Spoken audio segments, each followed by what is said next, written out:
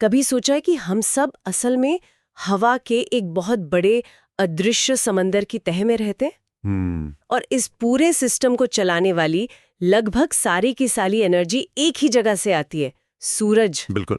लेकिन कमाल की बात यह है कि हर दिन इतनी जबरदस्त एनर्जी मिलने के बावजूद हमारी पृथ्वी ना तो उबलती हुई कढ़ाई बन जाती है और ना ही बर्फ का गोला। हाँ, कहीं ना कहीं कोई हिसाब किताब है जो एकदम बराबर चल रहा है। वही तो। और आज हम इसी हिसाब किताब की एक तरह से जासूसी करने वाले हैं। आज की चर्चा का मिशन ये समझना है कि सूरज से चली ऊर्जा, जिसे हम सूर्यातप या इंसुलेशन कहते हैं, वो पृथ्वी तक का सफर कैसे तय करती है और वो हमारे वायुमंडल को गर्म कैसे करती है। हाँ, और क्यों दिल्ली की गर्मी और शिमला की ठंड में इतना फर्क होता है। हम पृथ्वी के हीट बजट यानी ऊष्मा के इस बही खाते के पीछे का पूरा गणित समझेंगे। अच्छा। और ये सारी जानकारी भौतिक भूगोल के एक बुनियादी अध्याय से ली गई है, जो इस पूरे खेल को बड़े सरल तरीके से समझाता है। तो चलिए इस एनर्जी के सफर की शुरुआत करते हैं सीधे सूरज से। कहानी शुरू होती है सूर्यातप से, मतलब आने वाले सोलर रेडिएशन से।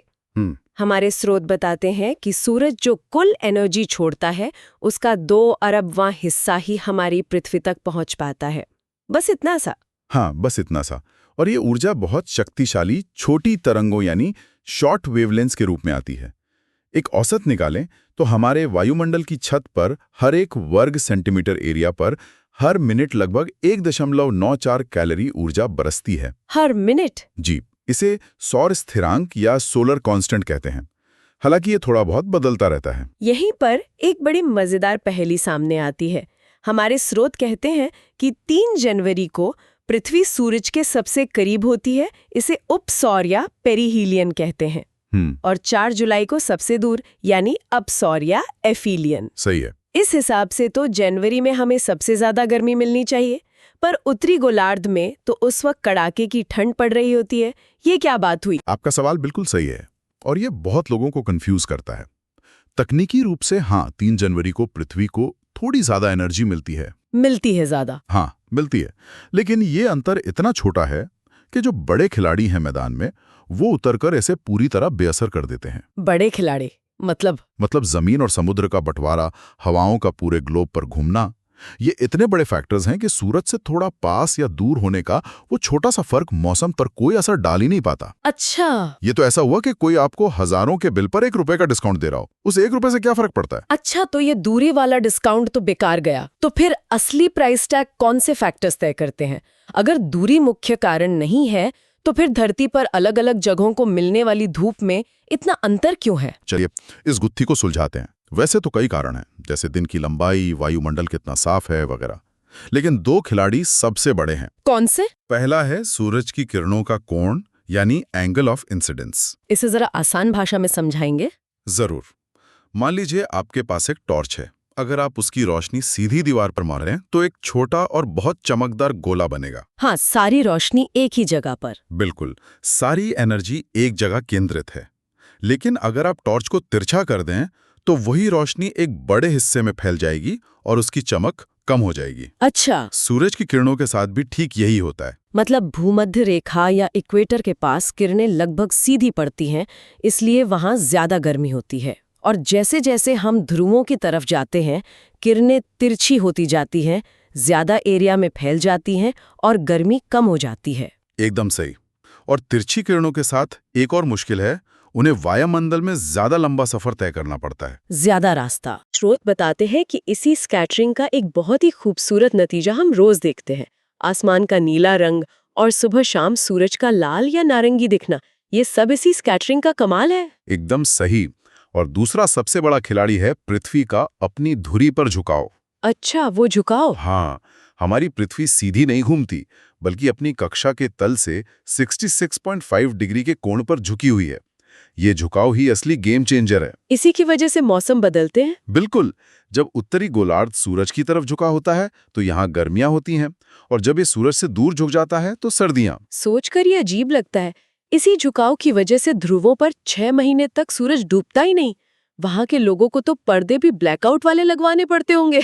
बिल्कुल, ये झुकाव ही तय करता है कि किस हिस्से को कब और कितनी देर तक सीधी धूप मिलेगी। तो ये 2 चीजें, किरणों का कोण और पृथ्वी का झुकाव मिलकर तय करती हैं कि धरती के किस कोने में कितनी गर्मी पहुंचेगी। ठीक है, तो अब एनर्जी बड़ी मुश्किलों से सतह तक पहुंच गई।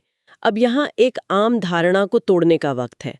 ज्यादातर लोगों को, मुझे भी यही लगता था, कि हमारा वायुमंडल सीधे सूरज की किरणों से गर्म होता है, जैसे धूप में खड़े होने से हम गर्म हो जाते हैं।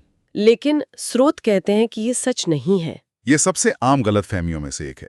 प्रक्रिया असल में थोड़ी उल्टी है। सूरज से आने वाली छोटी तरंगों वाली ऊर्जा के लिए हमारा वायुमंडल काफी हद तक पारदर्शी है, मतलब वो उसे सीधे नहीं सोखता। अच्छा, पहले पृथ्वी की सतह इस ऊर्जा को सोखकर गर्म होती है। तो जमीन पहले गर्म होती है, फिर ये गर्म जमीन खुद एक हीटर की तरह काम करने लगती है। ये अपनी गर्मी को लंबी तरंगों, मतलब लॉन्ग वेव फॉर्म में वापस ऊपर की ओर छोड़ती है। ऊपर की तरफ। हाँ, इस जमीन से निकलने वाली गर्मी को ही पार्थिव विकिरण या टेरेस्ट्रियल रेडिएशन कहते हैं। और मजे की बात यह है कि हमारे वायुमंडल में मौजूद कार्बन डाइऑक्साइड और दूसरी ग्रीन हाउस गैसें इन लंबी तरंगों को बहुत अच्छे से पकड़ लेती हैं। ओहो, तो वायुमंडल के गर्म होने का असली स्रोत सूरज नहीं, बल्कि गर्म हो चुकी पृथ्वी है। मतलब वायुमंडल नीचे से ऊपर की तरफ गर्म होता है, न कि ऊपर से नीचे। आपने बिल्कुल सही पकड़ा। यही वजह है कि जब हम पहाड़ों पर ऊपर जाते हैं तो तापमान कम होता जाता है, क्योंकि हम गर्मी के असली स्रोत यानी जमीन से दूर जा रहे होते हैं। बिल्कुल। तो ये गर्मी एक जगह से दूसरी जगह जाती कैसे है? मतलब जमीन से सटी हवा तो गर्म हो गई, लेकिन ऊपर तक कैसे पहुंचती है? क्या कोई लिफ्ट है? आपने बिल्कुल सही शब्द पकड़ा, लिफ्ट। गर्मी के ट्रांसफर के मुख्य रूप से 3 तरीके हैं। पहला है चालन या कंडक्शन। कंडक्शन? हाँ, ये तब होता है जब हवा सीधे गर्म जमीन के संपर्क में आती है। ठीक वैसे ही जैसे गर्म तवे पर रोटी सिक जाती है। ये सिर्फ जमीन से सटी हुई कुछ इंच हवा को ही गर्म कर पाता है। ठीक है, तो ये तो बस शुरुआत है। अब उस लिफ्ट का क्या जिसका मैंने जिक्र किया? वो है दूसरी प्रक्रिया, संवहन या कन्वेक्शन। जब हवा गर्म होती है तो वो फैलती है, हल्की हो जाती है और गर्म हवा के गुब्बारे की तरह ऊपर उठती है। अच्छा। हवा की ये वर्टिकल लिफ्ट ही संवहन है। मौसम की ज्यादातर घटनाएं, जैसे बादलों का बनना, इसी प्रक्रिया से जुड़ी हैं। ये प्रक्रिया क्षोभ मंडल यानी ट्रोपोस्फियर तक ही सीमित है। और तीसरा तरीका भी है, अभिवहन या एडवेक्शन। शायद ये हमारे रोजमर्रा के मौसम के लिए सबसे ज्यादा जरूरी है। बिल्कुल, अभिवहन का मतलब है हवा का साइडवेज चलना, यानी हॉरिजॉन्टल मूवमेंट। हॉरिजॉन्टल? हाँ, जब घर में रेगिस्तान से हवा बहकर आपके शहर में आती है तो वो पूरे शहर का तापमान बढ़ा देती है। उत्तरी भारत में गर्मियों में चलने वाली लू इसी अभिवहन का एक क्लासिक उदाहरण है। ये एक जगह की गर्मी को दूसरी जगह ले जाती है। यहाँ से बात वाकई दिलचस्प हो रही है। हमने देखा कि एनर्जी आई, उसने जमीन को गर्म किया, फिर जमीन ने वायुमंडल को गर्म किया, और फिर एनर्जी वापस भी जा रही है। हमारे स्रोत इसे पृथ्वी का ऊष्मा बजट या हीट बजट कहते हैं। ये सुनने में किसी कंपनी के बैलेंस शीट जैसा लग रहा है। एक तरह से कह सकते हैं। और अच्छी बात यह है कि इस अकाउंट में कोई घोटाला नहीं होता, हिसाब हमेशा बराबर रहता है। अच्छा। इसे समझने के लिए मान लेते हैं कि सूरज से 100 यूनिट एनर्जी हमारे वायुमंडल की तरफ आ रही है। ठीक है, 100 यूनिट्स। अब देखते हैं इनका क्या होता है। सबसे पहले इन 100 में से 35 यूनिट्स तो समझ लीजिए कि दरवाजे से ही लौट जाती हैं, बिना घर में कदम रखे। 35। हाँ, 35। इन्हें अंतरिक्ष में वापस रिफ्लेक्ट कर दिया जाता है। इसमें से 27 यूनिट्स बादलों की सफेद छत से और 2 यूनिट्स जमीन पर जमे बर्फ से टकराकर लौटती हैं। तो 35 यूनिट्स तो बिना कोई काम किए ही वापस। ये तो प्लैनेट का अपना सनस्क्रीन है। बिल्कुल, और वैज्ञानिक भाषा में इसी सनस्क्रीन को एल्बीडो या एल्बिडो कहते हैं। एल्बिडो। पृथ्वी का ये 35% का रिजेक्शन रेट ही तय करता है कि ये रहने लायक हैं। बस कुछ प्रतिशत का बदलाव पूरी बाजी पलट सकता है। ठीक है, तो 100 में से 35 गईं, बची 65 यूनिट्स। अब इनका क्या हिसाब है? इन 65 में से 14 यूनिट्स को वायुमंडल रास्ते में ही सोख लेता है। अच्छा। और बची हुई 51 यूनिट्स पृथ्वी की सतह तक पहुंचती हैं और उसे गर्म करती हैं।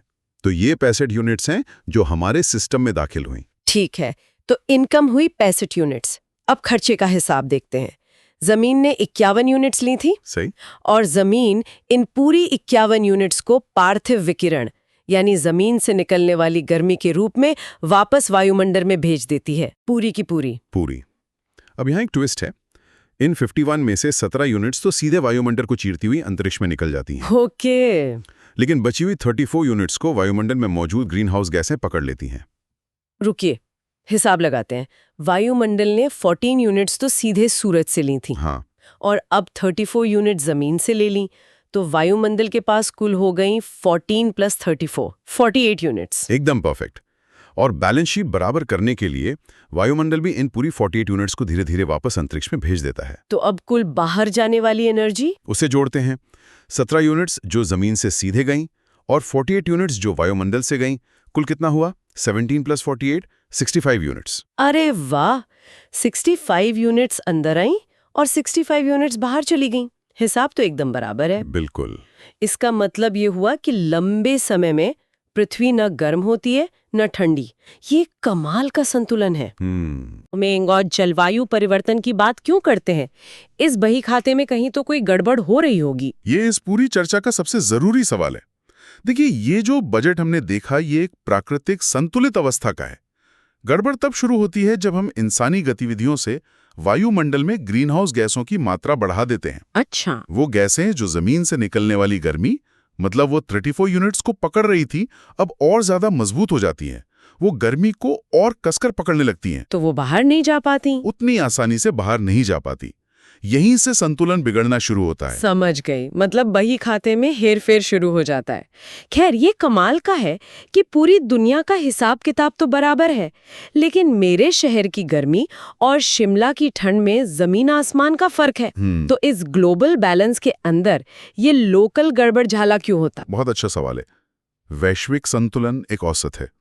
किसी एक जगह का तापमान कई स्थानीय कारकों पर निर्भर करता है। स्रोत में मुख्य रूप से 4 का जिक्र है: अक्षांश, ऊंचाई, समुद्र से दूरी और महासागरीय धाराएं। अक्षांश तो हम समझ गए, यानी इक्वेटर से दूरी। और ऊंचाई का मतलब? पहाड़। हाँ। जैसे जैसे हम ऊंचाई पर जाते हैं, तापमान घटता है। इसकी एक औसत दर है, जैसे सामान्य ह्रास दर या नॉर्मल लैप्स रेट कहते हैं। क्या है वो दर? हर 1000 मीटर यानी 1 किलोमीटर ऊपर जाने पर तापमान लगभग 6.5 डिग्री सेल्सियस कम हो जाता है। इसीलिए गर्मियों में लोग मैदानी इलाकों की गर्मी से बचने के लिए हिल स्टेशन भागते हैं। बिल्कुल। और समुद्र से दूरी का भी बहुत बड़ा असर होता है ना? मुंबई और दिल्ली के मौसम में कितना फर्क है। बिल्कुल। इसकी सीधी सी वजह है कि जमीन पानी की तुलना में बहुत जल्दी गर्म और बहुत जल्दी ठंडी होती है। पानी अपना तापमान धीरे धीरे बदलता है। अच्छा। लगभग एक जैसा रहता है, जबकि दिल्ली जैसे शहर जो समुद्र से बहुत दूर हैं, वहां गर्मियों में भयानक गर्मी और सर्दियों में भयानक सर्दी पड़ती है। और आखिरी फैक्टर है महासागरीय धाराएं, यानी ओशन करंट्स। ये कैसे काम करते हैं? ये समुद्र में बहने वाली नदियों की तरह हैं। गर्म इलाकों से आने वाली गर्म धाराएं अपने साथ वाले तटीय इलाकों का तापमान बढ़ा देती हैं, वहीं ठंडे ध्रुवीय इलाकों से आने वाली ठंडी धाराएं तापमान को कम कर देती हैं। तो ये दुनिया के तापमान को रेगुलेट करने वाले विशाल कन्वेयर बेल्ट की तरह है? हाँ, कह सकते हैं। अब एक ऐसी अनोखी घटना की बात करते हैं जहां ये सारे सामान्य नियम उल्टे पड़ जाते हैं। हमने अभी सुना कि ऊंचाई बढ़ने पर तापमान घटता है, लेकिन कभी-कभी कहानी में एक अजीब मोड़ आता है और ऊंचाई के साथ तापमान बढ़ने लगता है। हाँ। इसे तापमान का व्युत्क्रमण या इन्वर्जन ऑफ टेम्परेचर कहते हैं। ये कैसे होता है? ये एक दिलचस्प घटना है जो अक्सर सर्दियों की लंबी, साफ और शांत रातों में होती है। होता यह है कि दिन भर सूरज की गर्मी सोखने के बाद रात में जमीन तेजी से अपनी गर्मी को विकिरण के जरिए खोने लगती है। तो जमीन ठंडी हो जाती है? हाँ, सुबह होने तक जमीन की सतह अपने ठीक ऊपर की हवा से भी ज्यादा ठंडी हो जाती है। तो इसका नतीजा क्या होता है? नतीजा ये होता है कि जमीन के पास ठंडी और भारी हवा की एक परत बन जाती है और उसके ठीक ऊपर गर्म और हल्की हवा की एक परत होती है। ये सामान्य स्थिति का ठीक उल्टा है। और इसका असर? इसका एक बड़ा असर ये होता है कि ये धुएं, धूल और प्रदूषण के कणों को निचली ठंडी परत में ही फंसा लेती है, उन्हें ऊपर नहीं जाने देती। ओहो, तो क्या सर्दियों में दिल्ली जैसे शहरों में सुबह जो घना स्मॉग या कोहरा दिखाई देता है, उसका कारण यही है? बिल्कुल। ये तापमान का व्युत्क्रमण ही उस प्रदूषण की चादर को जमीन के पास कैद कर लेता है। और ये कब तक रहता है? ये स्थिति तब तक बनी रहती है जब तक कि दिन में सूरज निकलकर जमीन को फिर से गर्म न कर दे और हवा का ये उल्टा क्रम टूट न जाए। पहाड़ी घाटियों में भी ये घटना एक और रूप में दिखती है, जिसे वायु अपवाह या एयर ड्रेनेज कहते हैं। हाँ, रात में पहाड़ों की चोटियों पर हवा ठंडी होकर भारी हो जाती है और ढलानों से नीचे बहकर घाटी में इकट्ठा हो जाती है। तो इसका मतलब घाटी का तल ऊपर की ढलानों से ज्यादा ठंडा हो जाता है। हाँ, और इसी वजह से घाटी में पाला पड़ने का खतरा ज्यादा होता है। यही कारण है कि समझदार किसान अपनी कीमती फसलें जैसे सेब या कॉफी घाटी के एकदम नीचे लगाने के बजाय थोड़ा ऊपर ढलानों पर लगाते हैं, ताकि वो पाले से बच सकें। बिल्कुल। तो आज हमने सूरज से चली ऊर्जा की पूरी कहानी को समझा, कैसे वो पृथ्वी तक पहुंचती है, कैसे वो अप्रत्यक्ष रूप से हमारे वायुमंडल को नीचे से गर्म करती है और कैसे एक सटीक हीट बजट के जरिए पृथ्वी अपना तापमान संतुलित रखती है। ये वाकई एक नाजुक संतुलन है। और इसका सार यही है कि पृथ्वी और वायुमंडल की ये प्रणाली लगातार संतुलन की तलाश में रहती है। ये हवाओं और समुद्री धाराओं के जरिए गर्मी को उन जगहों से जहां ये ज्यादा है, यानी उष्णकटिबंधीय क्षेत्रों से उन जगहों पर पहुंचाती है जहां इसकी कमी है, यानी ध्रुवीय क्षेत्रों तक। एक विशाल वैश्विक पुनर्वितरण प्रणाली। हाँ, जो इस ग्रह को रहने लायक बनाए रखती है। इस पूरी चर्चा के बाद एक सवाल मेरे मन में घूम रहा है। हमने देखा कि कार्बन डाइऑक्साइड जैसी गैसेस जमीन से लौटती गर्मी को पकड़कर वायुमंडल को गर्म रखती हैं, जो जिंदगी के लिए जरूरी भी है।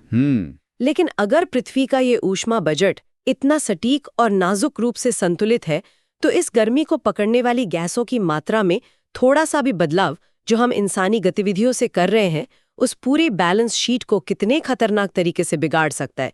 ये एक ऐसा सवाल है जिसका जवाब शायद हम सबको मिलके खोजना होगा।